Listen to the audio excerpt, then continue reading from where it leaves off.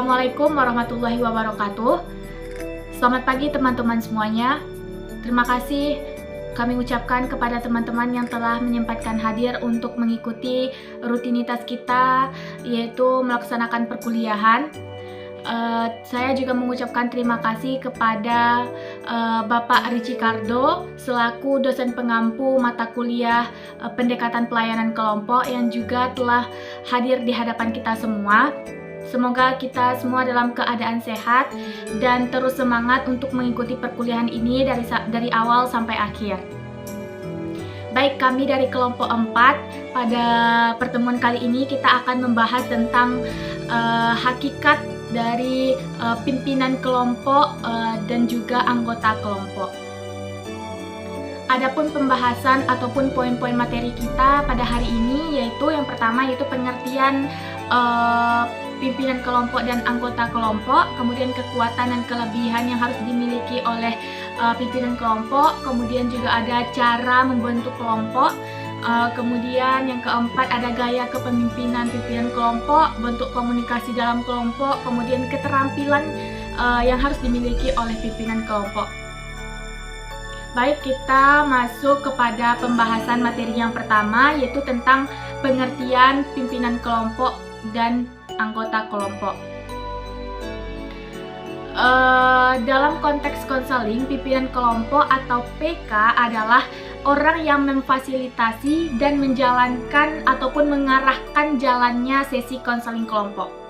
Mereka bertanggung jawab untuk memastikan kelancaran interaksi antara anggota kelompok dan menciptakan lingkungan yang aman dan mendukung. Kemudian anggota kelompok atau AK adalah individu yang ikut serta dalam sesi konseling kelompok untuk mendapatkan dukungan, pemahaman, dan bimbingan dalam menangani masalah atau tantangan yang mereka hadapi. Mereka berbagi pengalaman, memberikan dukungan, dan menerima dukungan dari sesama anggota kelompok dan pimpinan kelompok. Pimpinan kelompok adalah orang yang memimpin bimbingan yang kita laksanakan, bimbingan kelompok yang kita laksanakan. Dia yang membentuk kelompok, kemudian yang memfasilitasi, yang mengarahkan. Kemudian anggota kelompok ini adalah orang-orang yang dipimpin oleh pemimpin kelompok. Orang yang membutuhkan atau orang yang diberikan konseling kelompok oleh pemimpin kelompok. Jadi nanti anggota kelompok inilah yang akan berdiskusi bersama dan juga dibimbing oleh pemimpin kelompok untuk membahas topik-topik apa yang akan kita bahas, baik itu topik bebas maupun topik tugas. Jadi itulah pengertian dari pimpinan kelompok dan anggota kelompok. Kita lanjut materi yang selanjutnya yang akan dijelaskan oleh rekan-rekan saya. Baiklah, saya akan membacakan materi kedua yaitu kelebihan atau kekuatan yang harus dimiliki oleh pimpinan kelompok. Yang pertama, ceramah singkat dan memberikan informasi, cutting off dan drawing out. Selanjutnya, penggunaan energi pemimpin. Selanjutnya, penggunaan data, permodelan dan self-disclosure, pemahaman multicultural, active listening, mendengarkan aktif, meringkas, mendorong dan mendukung, penggunaan suara, refleksi, klarifikasi dan bertanya, menghubungkan atau linking, rounds and days, fokus dan mengidentifikasi pengikut. Baik, saya akan membacakan materi ketiga yaitu cara membentuk kelompok. Menurut Prayitno 2012, halaman 165 sampai 166 menjelaskan bahwa kelompok untuk BKP dan KKP dapat dibentuk melalui pengumpulan sejumlah individu seperti siswa dan individu lainnya yang berasal dari pertama, suatu kelas siswa yang dibagi ke dalam beberapa kelompok. Kedua, kelas-kelas siswa yang berbeda himpunan dalam satu kelompok. Ketiga, peserta dari lokasi dan kondisi yang berbeda dikumpulkan menjadi satu kelompok. Pengelompokan individu itu dibentuk dengan memperhatikan aspek-aspek relatif homogenitas dan heterogenitas sesuai dengan tujuan layanan. Data hasil instrumen, himpunan data dan sumber-sumber lainnya dapat menjadi pertimbangan dalam pembentukan kelompok. Penempatan seseorang dalam kelompok tersebut dapat merubah penugasan. penetapan secara acak, ataupun pilihan bebas individu yang bersangkutan. Baiklah, saya akan menyampaikan materi selanjutnya. Yang keempat itu gaya kepemimpinan PK dalam BKP dan KKP. Berdasarkan sudut pandang tingkah laku yang ditindakkan seorang pemimpin, terdapat 5 tingkah laku gaya kepemimpinan, yaitu yang pertama itu menunjukkan alternatif pemecahan masalah dan apa yang harus dilakukan oleh kelompok. Yang kedua, menjual keputusan dengan meyakinkan kelompok bahwa keputusan tersebut paling baik dan harus dilaksanakan oleh semua anggota. Yang ketiga itu mengunjungi kelompok melalui lemparan dan alternatif pemecahan masalah yang diambil setelah adanya reaksi dari kelompok. Yang keempat, menggabungkan diri dengan kelompok dalam arti berpartisipasi di dalam kerja kelompok.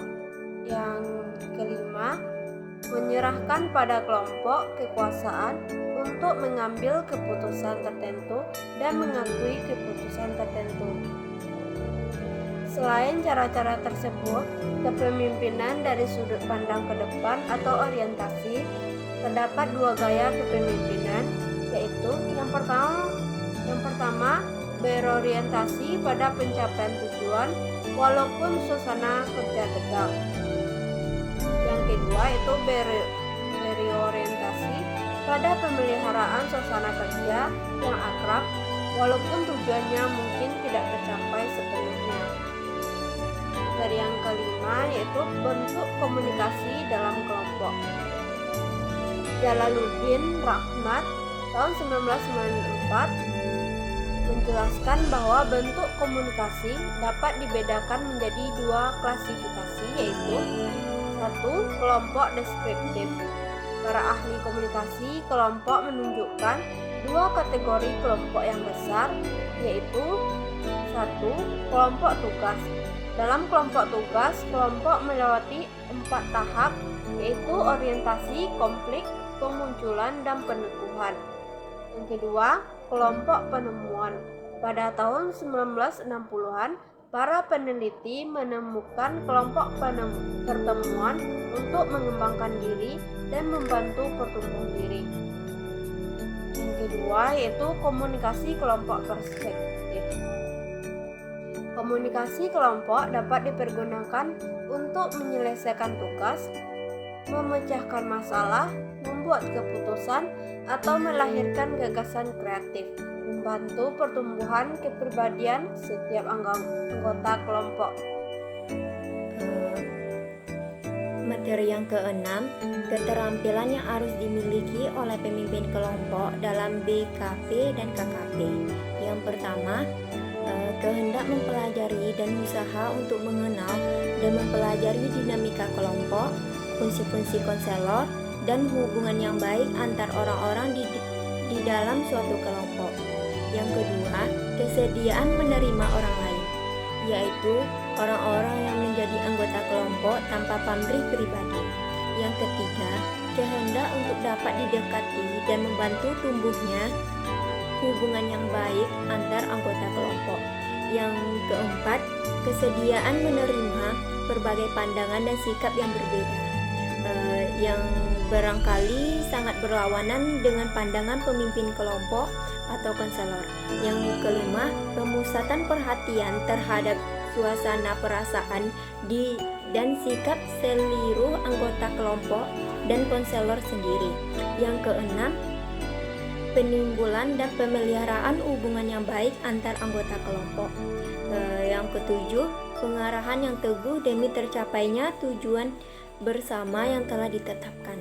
Yang kedelapan, keyakinan akan kemanfaatan proses dinamika kelompok sebagai wahana untuk membantu para anggota. Yang kesembilan, rasa humor, bahagia, dan rasa puas baik yang di dalam konselor sendiri maupun orang lain. Terima kasih kami ucapkan kepada teman-teman yang telah mendengarkan dan menyaksikan video pembelajaran ini dan juga sudah mendengarkan pemaparan materi kita pada pagi hari ini. Saya ucapkan assalamualaikum warahmatullahi wabarakatuh.